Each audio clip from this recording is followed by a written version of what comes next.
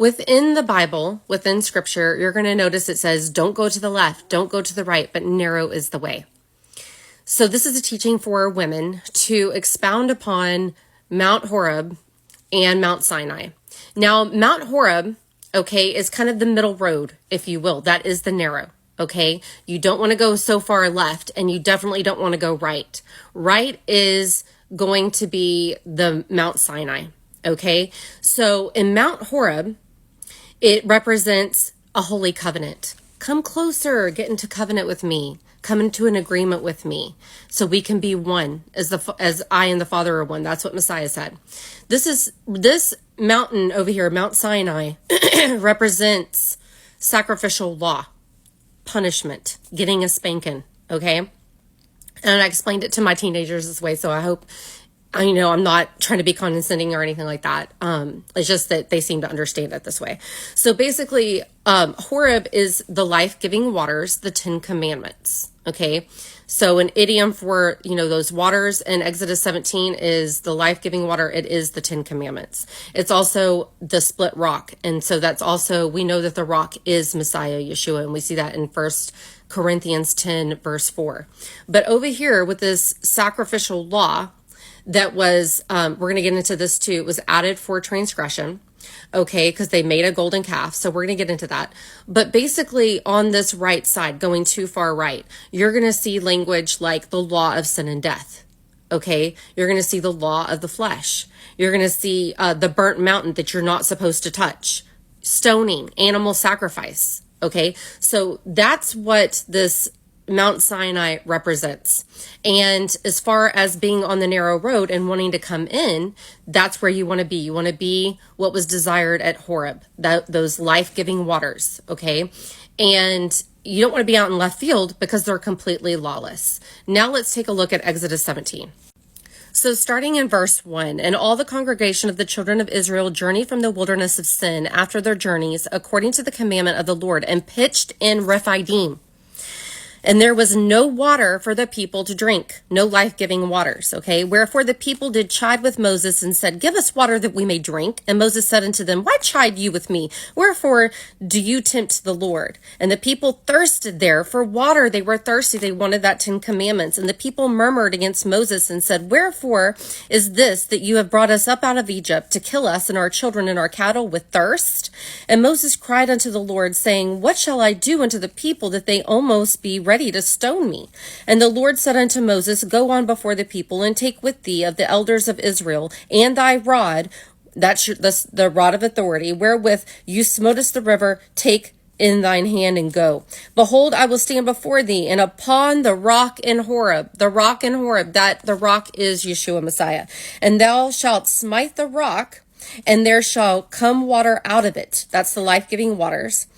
And the people may drink, and Moses did so in the sight of the elders of Israel. So this represents a verbal agreement that they were getting into covenant with him. They were wanting to keep the 10 Commandments. So then let me expound now on what happens next. So they were at the base of that little hill in Horeb, okay? And then they end up going 6 miles to Mount Sinai. And we see this in Exodus 19, verse 2. It says, for they were departed from Rephidim and were come to the desert of Sinai and had pinched in the wilderness, and there Israel camped before the mount.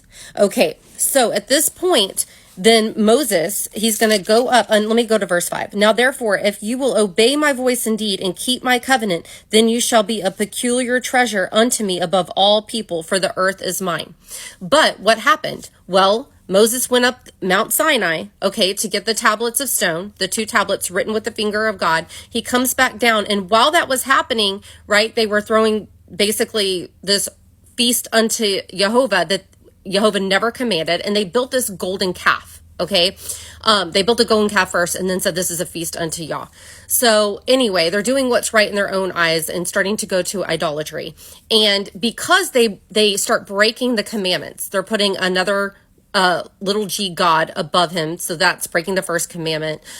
They're also committing adultery, which is the seventh commandment. So they're breaking all these commandments and forsaking his covenant. And so then what happens is then he comes down from the Mount Sinai and he breaks the two tablets of stone. And then that represents that they broke his holy covenant of promise. Okay. And so then obviously we know what happens next. In Exodus 19, verse 12, it says, "You shall set bounds unto the people round about, saying, Take heed to yourselves that you go not up into the mount, or touch the border of it, because whosoever touches the mount shall surely be put to death." Okay, that was Mount Sinai. So he's putting up borders around it. "There shall not a hand touch it, but he shall surely be stoned or shot through. Whether it be beast or man, it shall not live. When the trumpet soundeth long, they shall come up to the mount." So sacrificial law was added because of transgression of building the golden calf and doing what was right in their own eyes. So we know Christians and Hebrew rooters alike, both of them, will lump the sacrificial law that was always against us. This, we don't, it's not even really truly 613 mitzvot that came from the Talmud. We don't even know how many laws because but anyway, long story short, they lumped that with Mount Horeb, what was given at Mount Horeb, what was always desired there, the 10 Commandments. And so when they lump them together, it's truly because they're blinded and they don't understand scripture. And we know that the scriptures are a snare unto them. It says that in Isaiah 28. I believe it's verse 13. So what could be blinding them from the truth? It's because they're not in covenant with Jehovah. They're wanting, their heart is going after the desires of their flesh. Okay. Are they doing some type of idolatry, which is the sin that leads to death? And it's also adultery against the Most High. Adultery being, and idolatry being Christmas, Easter, all that paganism. So that's going to cause blindness. And that we see that in Psalms 115, Psalms 135.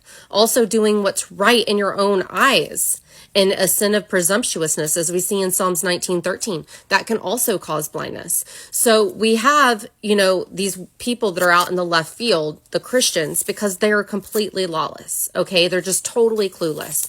And then you have the ones that are going too far right to Mount Sinai, and they're touching Mount Sinai, trying to tell people to, wear tzitzits in a profane land, feast in a profane land, putting all these different stipulations on them that they need to wear head coverings for women, not knowing that this all goes back to what the Old Testament said was about not usurping the authority of a man for us women. And so it just goes on and on with the blunders in the Torah community. And then you have, those on the straight and narrow that are trying to get others into covenant as well. And that they're rebuking the sin, of people that are basically in error in both sides. So yeah, it's basically because they don't know that Messiah is a stone of stumbling unto them. Okay, they don't understand what his sacrifice was and what he came to do. And so once you fully understand that, then you understand truly the differences too between Horeb and Sinai. In my next video, I'm going to talk about who Messiah is, what he came to do, because that is so important to understand the scriptures.